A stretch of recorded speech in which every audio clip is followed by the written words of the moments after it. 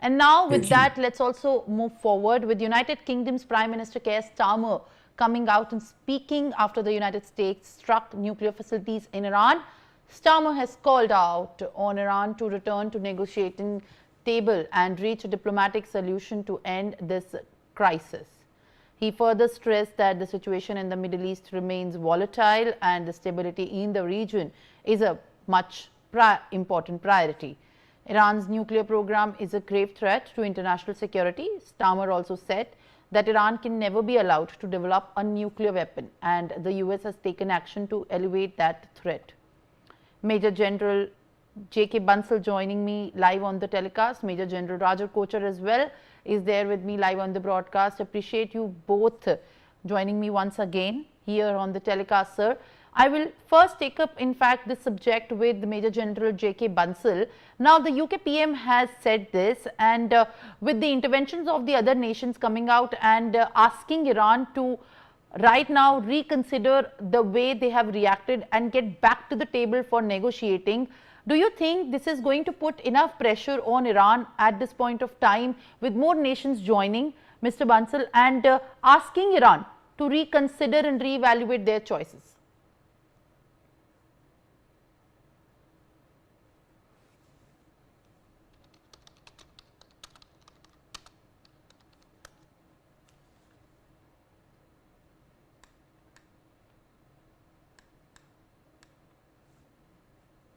Major General Rajan Kochar, in fact, also is there with me live on the broadcast. Major General Rajan Kochar, how do you react to Keir Starmer now speaking out? What does it mean for Iran to be also asked for negotiating from many nations, specifically from the United States?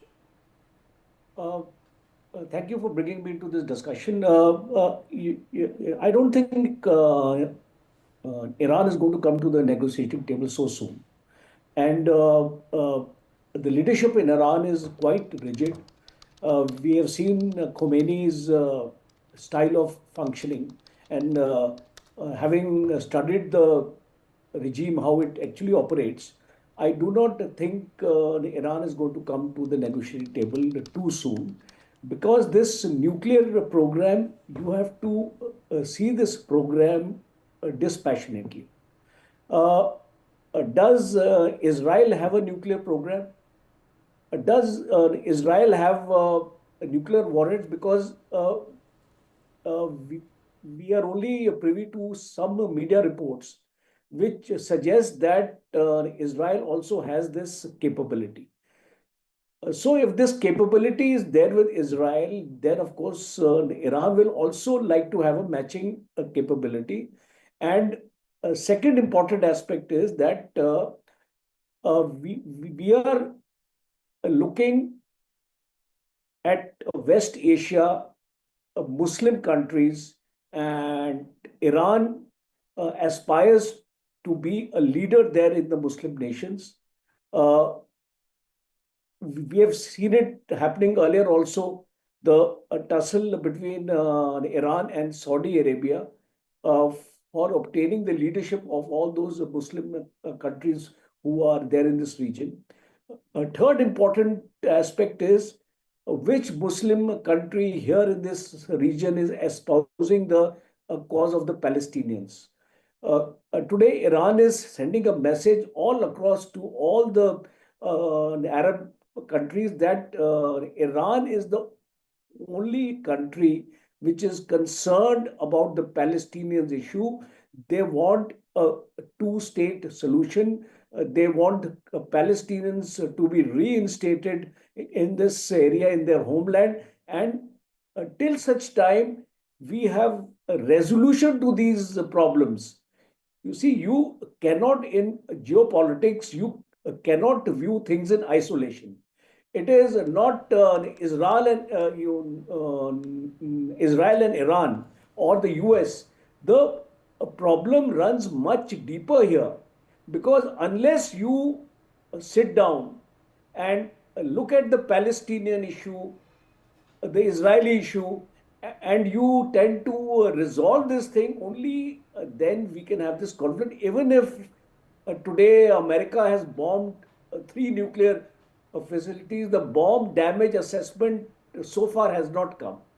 Nobody knows to what extent the damage has been made to these facilities, because there are counterclaims coming about uh, from Iran as well as the US as well as the Israel. So unless we know what is the extent of damage, and if the extent of damage is huge, it is humongous. If all that stockpile of uranium uh, has been destroyed, that will come to us, you come to a deduction for us that the nuclear program of Iran has been derailed.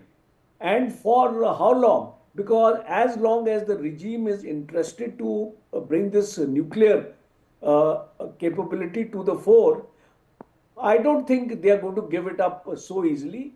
We have the example of Ukraine in front of us. Russia-Ukraine war wouldn't have lasted so long, or it wouldn't have started by itself in case Ukraine was a nuclear power. Ukraine had to give up its nuclear capabilities. It had to surrender its nuclear warheads.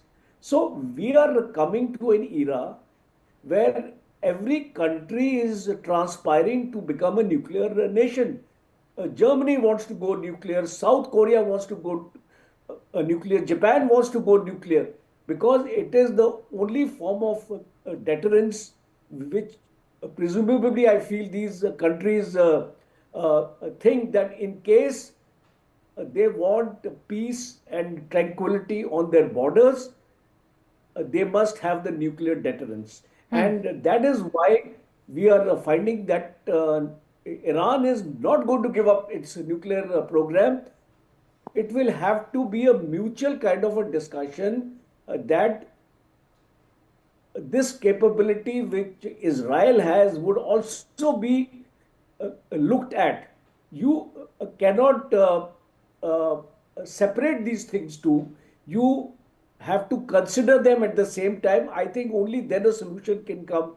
And in case this escalates with Iran carrying out a riposte, I think this war is going to be prolonged, and maybe Russian support and Chinese support in terms of weapons and equipment will be forthcoming to Iran, as it has been being done earlier also, but at a much larger scale, I presume. And then this entire region gets actually engulfed with the economic blockade of the Strait of Hormuz, as well as the Red Sea and the Bab al-Mandab. All these areas will get, Well, all right, Major General Rajan Kochar. In fact, I will have to interrupt you on that bit for a minute. For more such videos, subscribe to the NewsX YouTube channel, hit the bell icon.